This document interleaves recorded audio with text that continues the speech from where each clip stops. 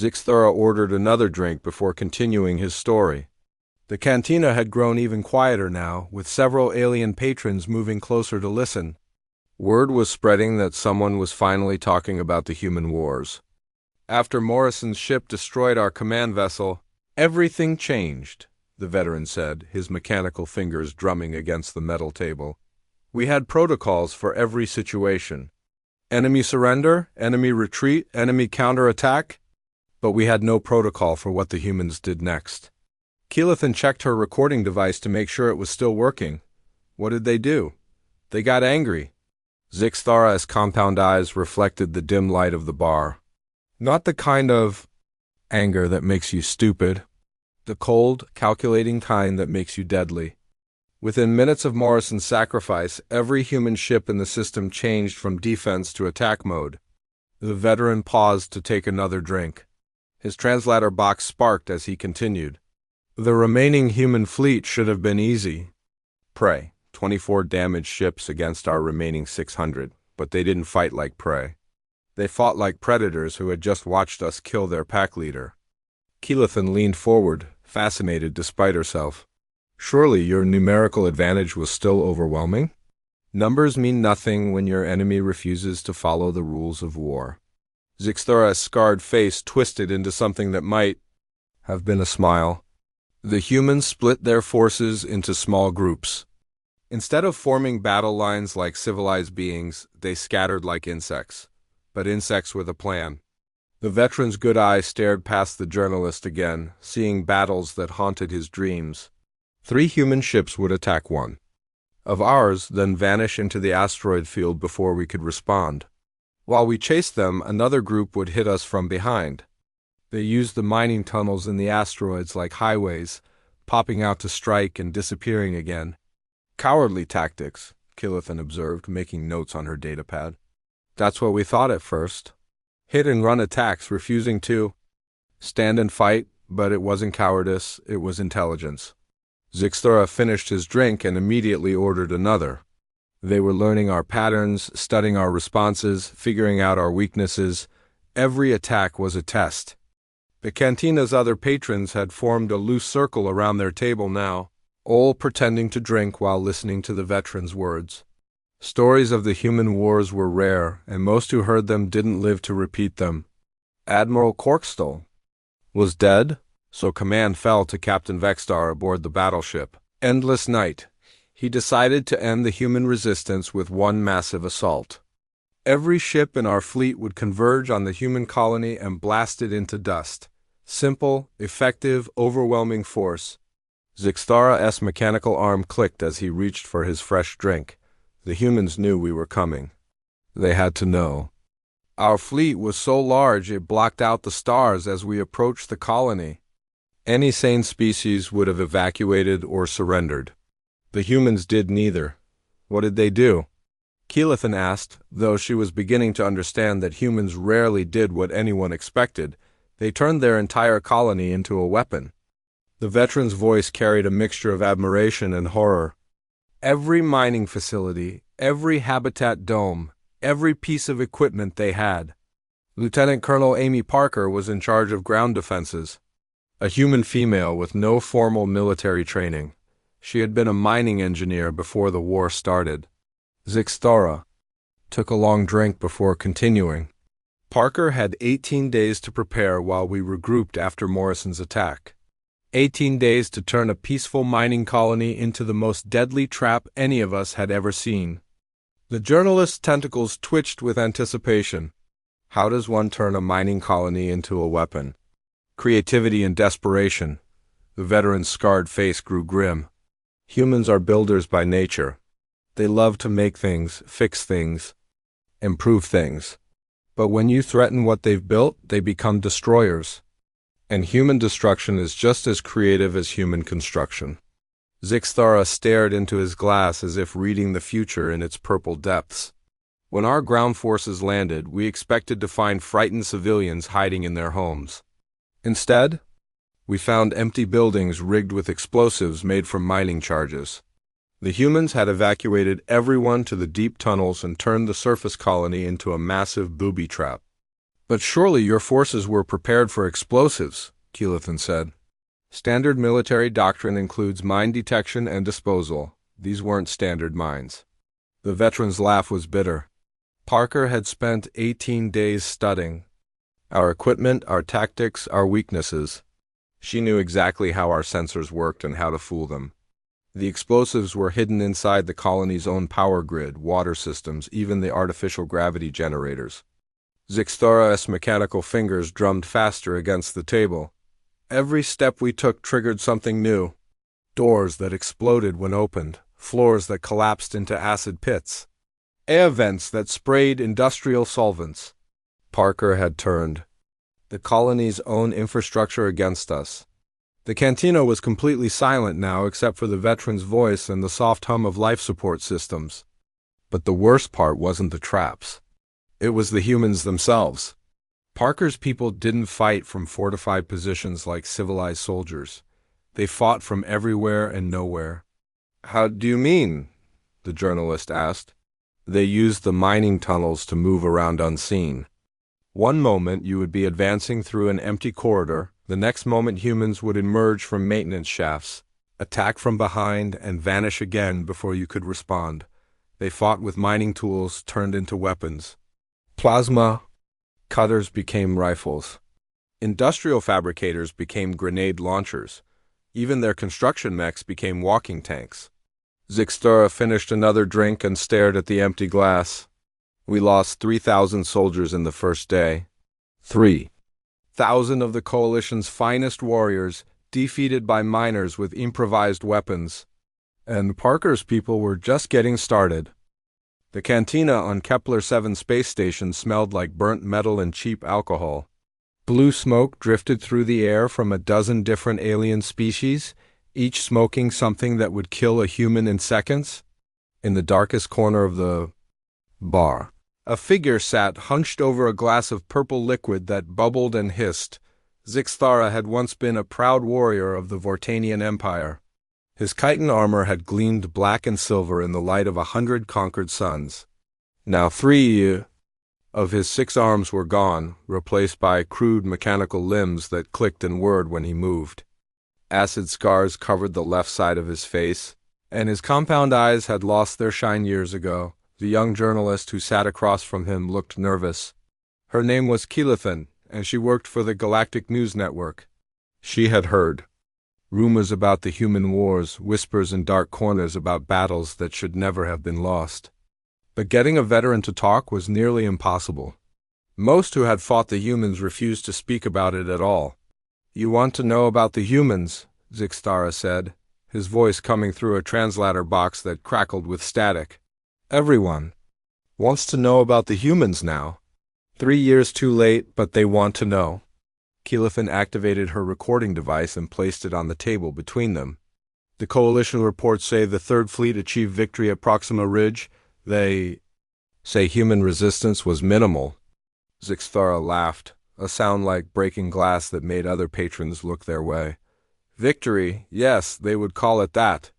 Tell me, young one, have you ever seen a victory where 60% of the winning fleet never comes home? The journalist's tentacles twitched with interest. The official casualty reports listed those ships as damaged, not destroyed. Damaged. Zixthara took a long drink from his glass. The liquid made his translator spark. I suppose you could call complete obliteration damage. I was there, girl. I commanded the strike cruiser Void's Edge. I watched our mighty Third Fleet of 800 ships face down a human colony defense force of maybe 30 vessels. He paused, staring into his drink as if he could see the battle playing out in the purple liquid. The humans had one mining colony on Proxima Ridge, 50,000 people, maybe less. We demanded they give up their mining rights to the Coalition. Standard procedure. Most species just pack up and leave when we show up with that kind of firepower. Keelathan leaned forward. But the humans refused? Refused is too small a word for what they did. Zixthara's mechanical arm clicked as he reached for his drink again. They told us to go to hell? Not in those exact words, but the translation was clear enough, so we moved in to take the colony by force. Simple intimidation. Show them our guns, maybe blow up an empty building or two. They would surrender fast enough. The veteran's good eye stared past the journalist, seeing something she could not. The human fleet was pathetic. Old ships, mining vessels converted. To carry weapons, a few outdated frigates that should have been scrapped decades ago. Their flagship was called the UES Liberty, a beat-up old cargo hauler with gun mounts welded to the hull. Captain Jake Morrison commanded her.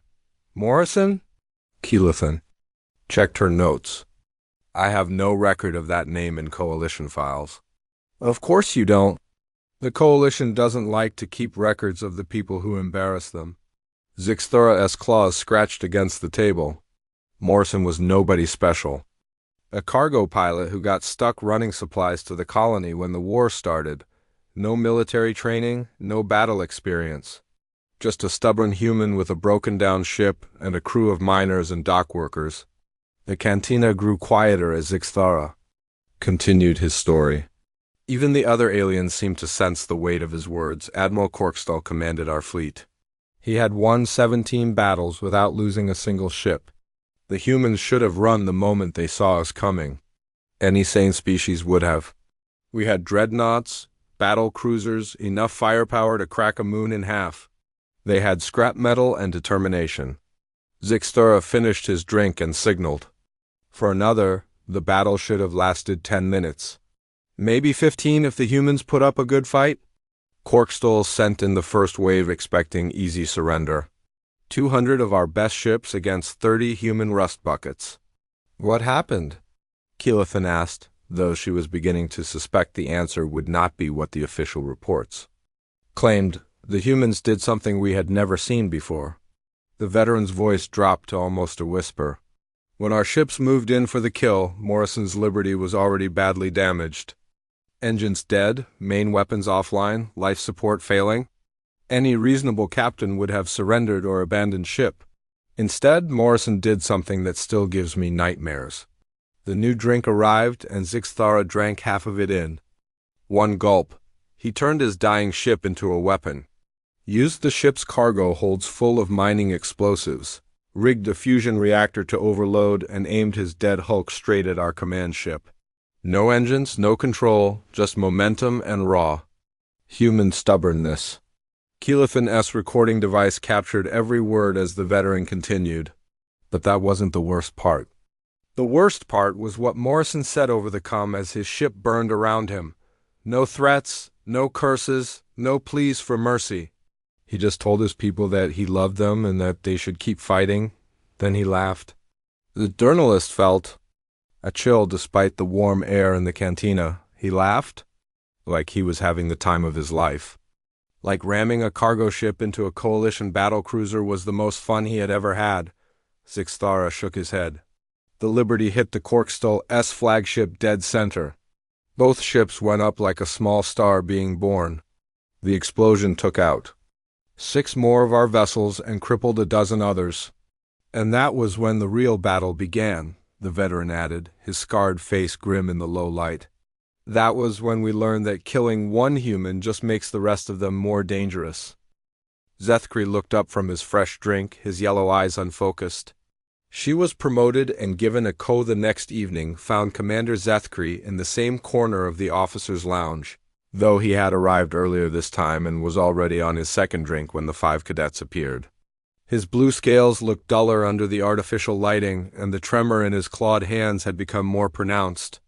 The young aliens took their seats without speaking, sensing that their instructor was wrestling with memories that grew darker with each passing day.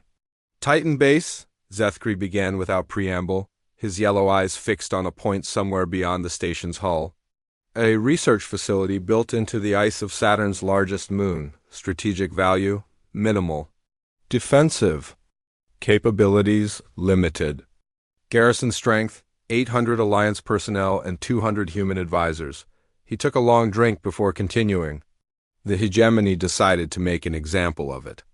They sent 3 full battle groups, over 10,000 troops with orders to take the base intact and execute all personnel as a message to other Alliance worlds considering resistance. The female Zephyrian cadet leaned forward slightly. That seems like overwhelming force for such a small target. It was, Zethkri Confirmed. The hegemony wanted to demonstrate that even the most remote alliance positions were vulnerable.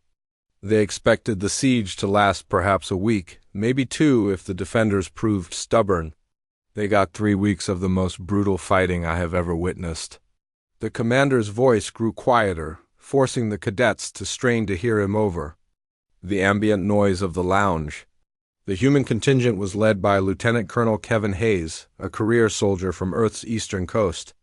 Hayes was 43 years old, a veteran of 6 previous campaigns, and the father of twin daughters he had not seen in over a year.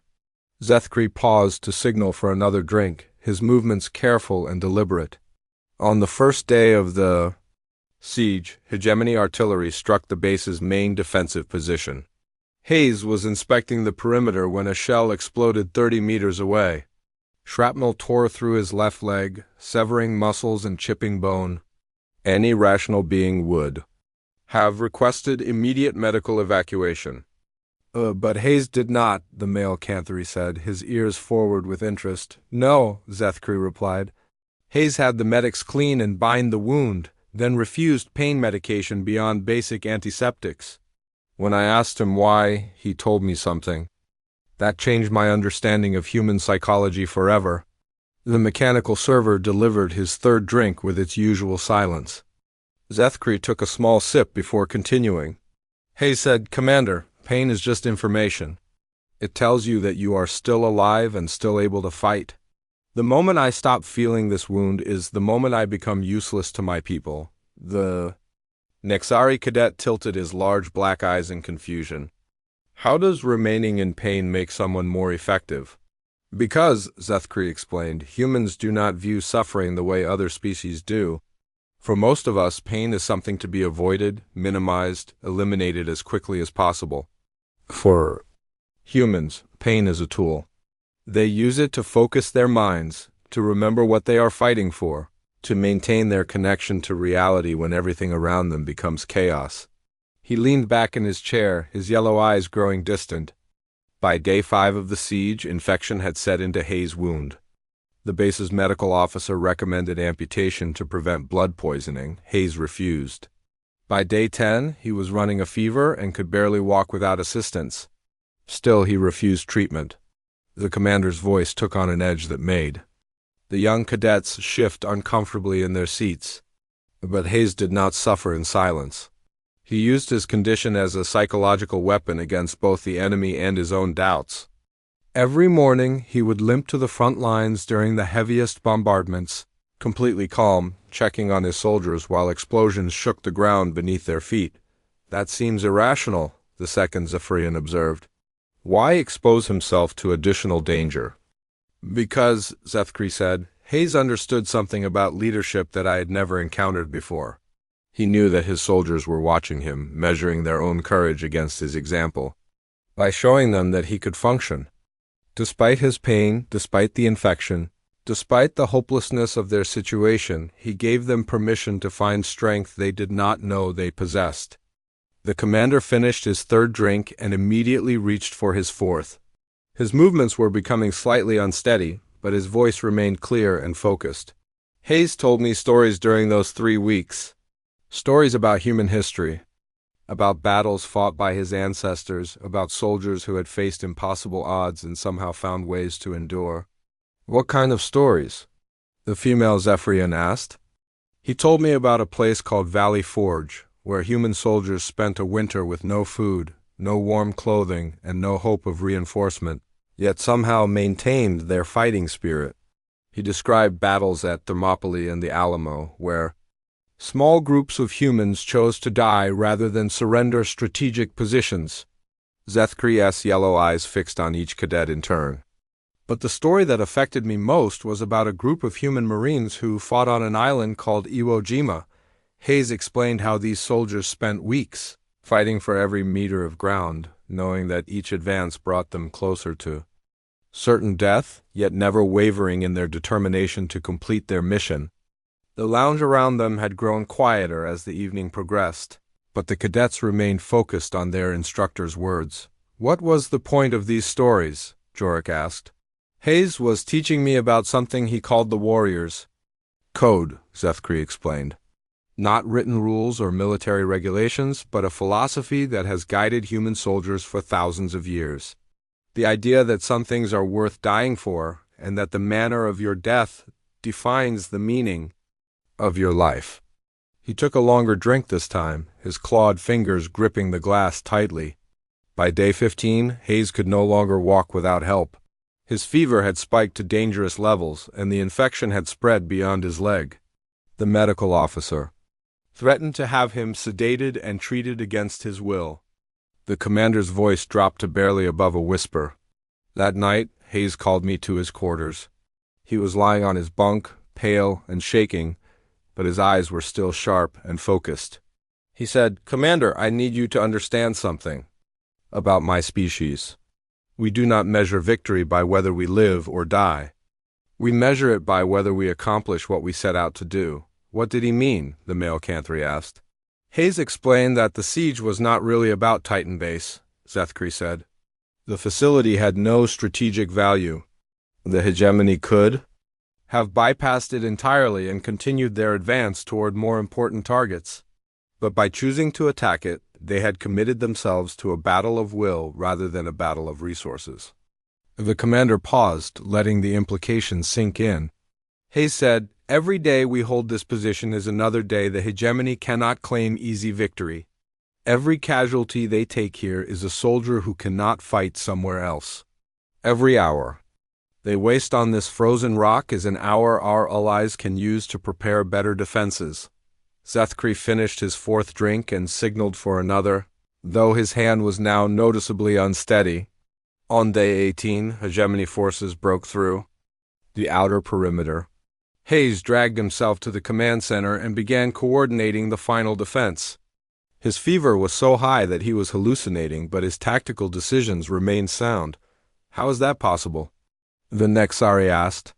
Because Hayes was no longer fighting as an individual, Zethkri explained. He had become something larger than himself. Every human story he had told me, every ancestor who had died in battle, every marine who had fallen on distant worlds, they were all fighting through him. The commander's voice grew hoarse with emotion. Hayes held the command center for 6 more hours after the perimeter fell. When reinforcements finally arrived, they found him unconscious at his post, his hand still gripping the communication device he had used to coordinate the defense. The silence that followed was heavy with implications. Finally, the female Zephyrian spoke. "Did he survive?" "Yes," Zethkri said. The field surgeons saved his leg, treated the infection, and sent him back to Earth for recovery. He returned to active duty 8 months later and was promoted to full colonel. The last I heard, he was training new officers at the Human War College. He took a small sip from his 5th drink. But that is not the important part of the story. The important part is what I learned about human warfare philosophy during those 3 weeks. Hayes taught me that humans do not fight to win battles. They fight to win wars. And they are willing to accept losses that would break other species. Because they understand that victory sometimes requires sacrifice. The commander looked around the table at the young faces watching him with growing concern. Hayes showed me reports after the siege ended. The battle for Titan Base had indeed served its purpose. While the hegemony wasted 3 weeks and thousands of troops on a worthless ice ball, Alliance forces had fortified 12 major systems and evacuated 6 million civilians from threatened worlds. So the sacrifice was worth it, the second. Zephyrian said, "That depends," Zethkri replied, "on whether you can live with the knowledge that victory sometimes requires." Commander Zethkri set his empty glass down and immediately reached for the fresh one the mechanical server had brought. His clawed fingers trembled slightly as he lifted it to his lips. The 5 young cadets watched him with growing concern, but none dared to interrupt.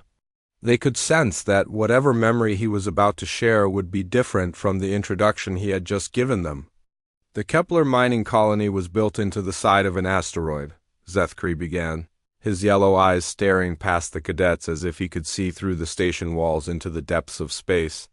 The hegemony raiders had taken control of the main entrance and sealed off all the emergency exits. Standard tactics would have called for a siege. Cut off their supply lines, wait for them to surrender, or make a mistake.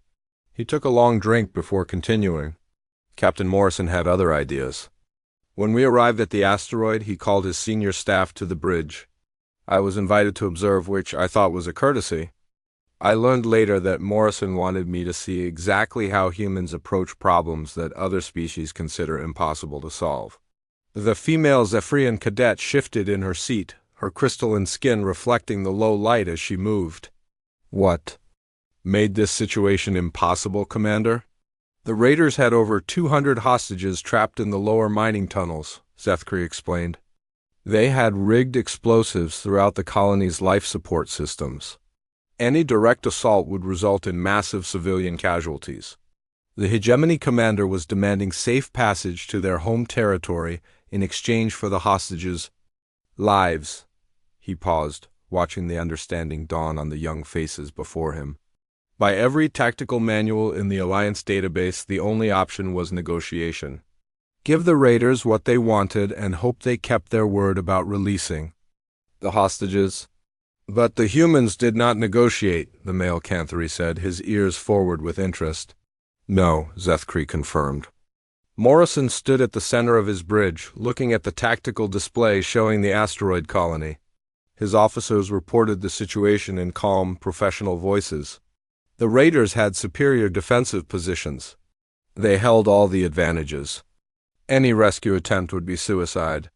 The commander's voice grew quieter, forcing the cadets to lean closer. Morrison listened to every report, asked detailed questions about the colony's layout, and then turned to his tactical officer, a woman, named Staff Sergeant Lisa Barnes. She was small even by human standards, with gray eyes and short brown hair. When Morrison looked at her, she smiled. Zethkri shuddered visibly at the memory. That smile haunts me still. It was not cruel or evil. It was the smile of someone who had just been presented with an interesting puzzle to solve. Barnes looked at the tactical display and said, "Captain, this reminds me of something my great-grandfather used to tell stories about. A place called Stalingrad." The Nexari cadet tilted his head, confused. "What is Stalingrad?" "A city on Earth," Zethkri replied. "The site of one of the most brutal battles in human history." I researched it later, trying to understand what Barnes meant. The humans fought there during something they call World War II. For months, they turned every building, every street, every basement into a fortress. They fought for individual rooms, individual floors, individual stairs. He took another drink, his hand steadier now as the alcohol began to take effect. Barnes explained to Morrison that the raiders had made a fundamental mistake. They had assumed that controlling the main entrance meant controlling the entire colony. But humans do not think about territory the same way other species do. How do they think about it? The second Zephyrian asked. For humans, territory is not about lines on a map or strategic positions, Zethkri said. Territory is about people. The raiders controlled the tunnels, but they did not control the humans. Who built those tunnels? And Barnes had an idea about how to use that fact. The commander leaned back in his chair, his yellow eyes focusing on the cadets once more. What happened next changed everything I thought I knew about warfare. Morrison ordered his crew to scan the asteroid for any sign of the original construction teams who had built the colony. It took them 6 hours, but they found what they were looking for. He paused for dramatic effect, noting how the young aliens hung on his every word. There was a human mining engineer named Carl Weber, trapped in the lower levels with the other hostages. Weber had been part of the original construction crew 20 years earlier. He knew every tunnel, every shaft, every maintenance corridor in the entire complex. But how did that help? Jorik asked. He was trapped with the others. Barnes had a plan, Zethkri said. She contacted Weber using the colony's emergency communication system, a network the raiders had overlooked because it was built into the asteroid's natural rock formations. The conversation lasted less than 5 minutes, but it was enough. The commander finished his drink and signaled for another. Weber confirmed what Barnes had suspected.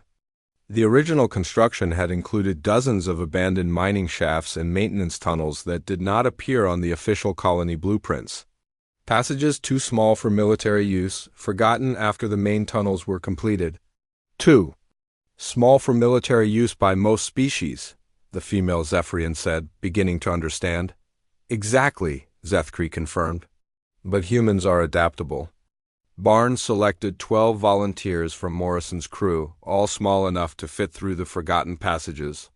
They spent 8 hours crawling through spaces barely wide enough for their bodies, carrying nothing but basic weapons and communication equipment. The mechanical server delivered his 5th drink without comment. Zethkri nodded his thanks and continued. While Barnes and her team made their way through the abandoned shafts, Morrison kept the raiders distracted with false negotiations. He pretended to consider their demands, asked for more time, requested to speak with the hostages to verify their condition. But that was just a delay tactic, the male Canthri said. Yes and no, Zethkri replied. Morrison was buying time, but he was also doing something else. Something that took me years to fully understand. He was studying the raiders, learning how they thought, how they reacted to pressure, what made them confident or nervous.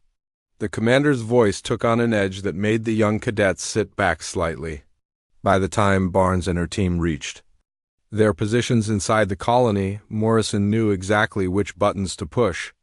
He had identified the hegemony commander's personality type, his fears, his weaknesses. What happened then? The Nexari asked. Morrison made his final offer, Zethkri said. He told the raiders that the Alliance was prepared to let them go, in exchange for half the hostages. He said it was the best deal they were going to get, and they had 10 minutes to decide.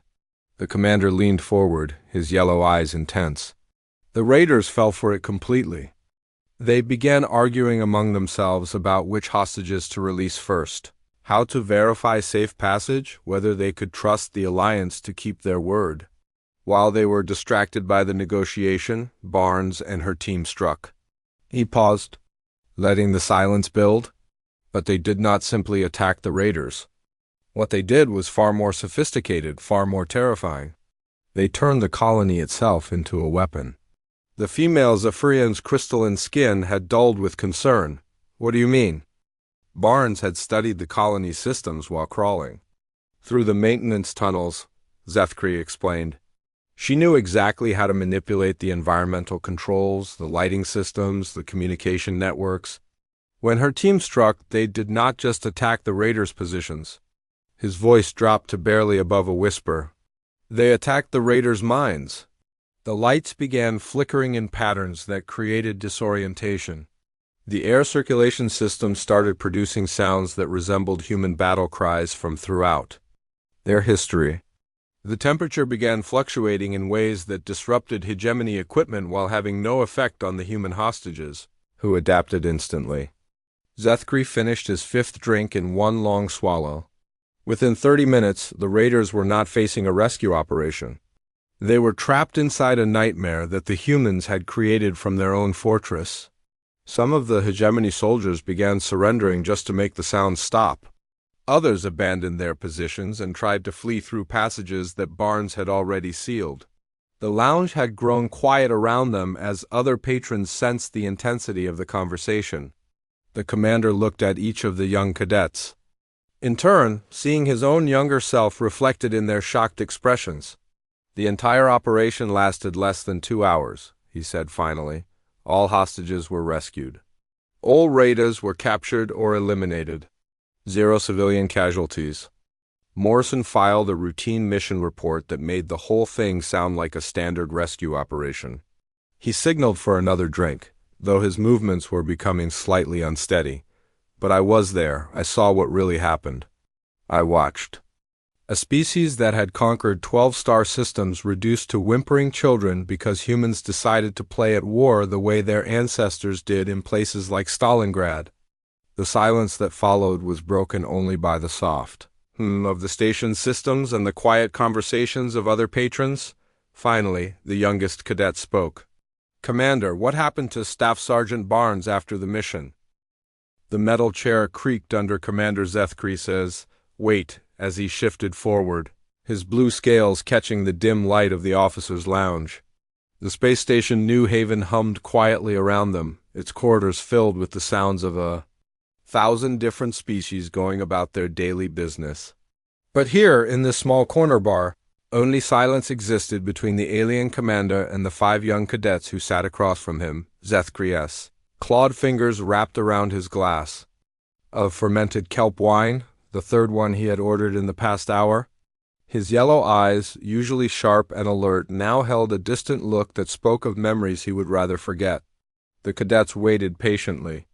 They had heard rumors about this particular commander, stories whispered in training academies across the galaxy about an alien officer who had fought alongside humans during the Great War. "You want to know about humans," Zethkri said finally, his voice carrying a rough edge that made the young aliens lean closer. "Everyone thinks they understand what humans are like. They watch the propaganda videos, read the news reports, listen to the speeches about noble warriors and brave defenders of freedom." He took a long drink from his glass before continuing. "All of that is true. Humans are noble. They are brave. They do defend the weak and fight for what they believe is right. But there is something else about them, something that the videos never show you.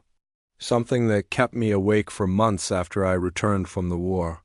The youngest cadet, a Zephian, female with crystalline skin that sparkled in the low light, spoke up first. "What do you mean, Commander? The humans saved the galaxy. They defeated the hegemony when no one else could. They are heroes." Zethkri's laugh was bitter and short. "Heroes, yes, that is what we call them now. That is what history will remember. But I was there, young one. I saw what they really are, and it changed everything I thought I knew about war." He set his glass down on the small metal table and looked at each of the cadets in turn.